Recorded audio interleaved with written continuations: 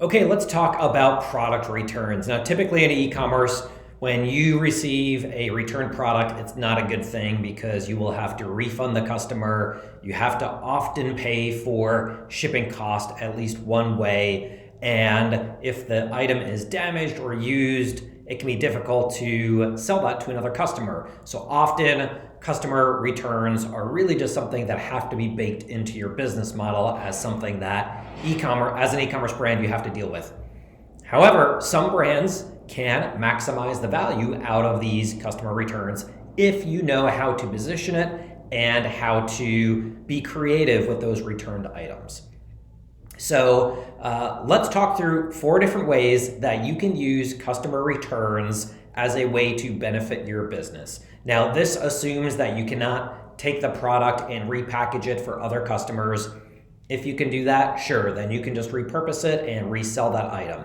But if you receive a product that is still in very good condition, but maybe the packaging is not as good as it should be, then here are 4 different ways you can use that experience to your benefit. So first off, regift those items to influencers or ambassadors. There are lots of micro influencers and nano influencers out there who would love free product and would be willing to promote that product in exchange for the product and maybe some cash.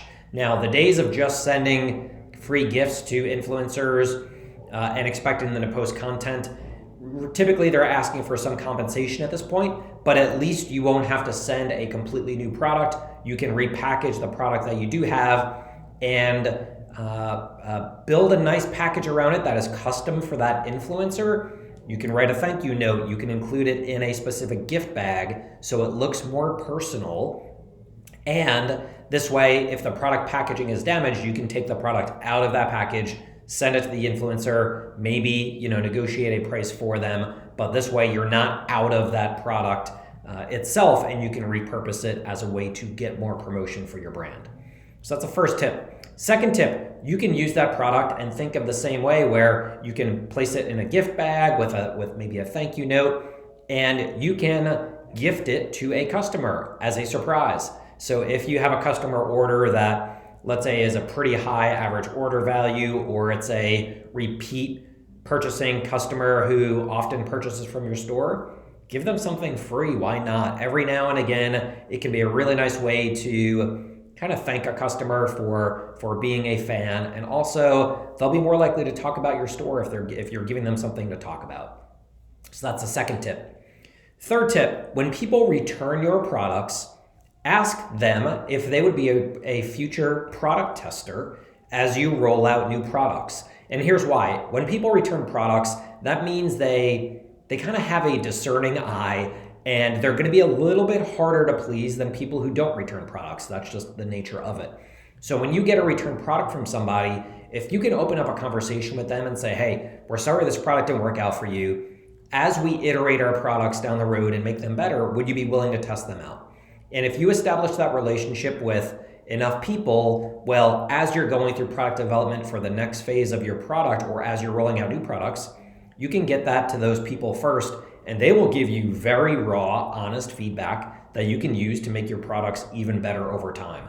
So instead of having to reach out to a whole new group of product testers, you can use as a subset of those product testers people who have returned products, and they're already in your ecosystem. They would very much appreciate it, I'm sure, and you're giving them something to talk about. They will really feel like your brand cares about their customers if you're willing to take that feedback and use it to make your products better.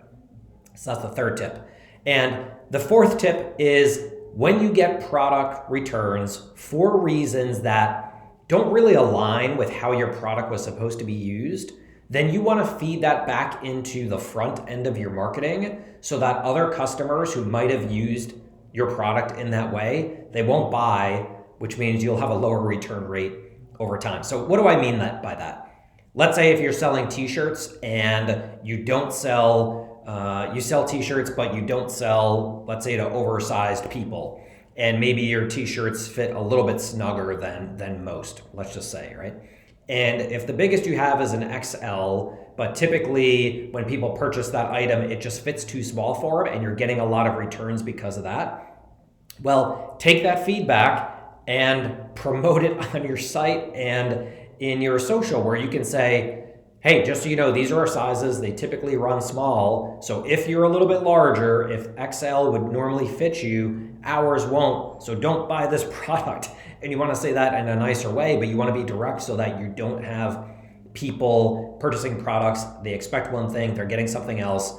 They're going to be disappointed. It's going to affect your business. So instead of going through that whole cycle of selling and then having a disappointed customer and then having to deal with a returned item, instead at the front end, you want to promote that on your site, in the FAQ page, on your product pages, on your organic social too. And there's lots of examples where people might have an idea that your product would help them and it's a little bit random, but if you're getting enough of those, let's say complaints, then promote that so that only your ideal customers are purchasing from you, and that would lead to happier customers and lower returns for your brand. All of this said, you do want to have a healthy refund and return policy. If you don't, people will be hesitant to purchase from your brand, especially if it's the first time that you're selling. We see lots of stores that should have a higher conversion rate, but they're lower than they should be because the return policy is not generous or too restrictive. So you want to have a nice return policy, but with that, when you get these returns, make sure you're leveraging them for your business. Take every negative, turn it into a positive so that your brand can win over time. So there you have it, 4 different tips to maximize any return products for your Shopify store. We hope they work well for you and that you can turn those returned items into a positive for your Shopify business. Thanks, and we'll see you next time.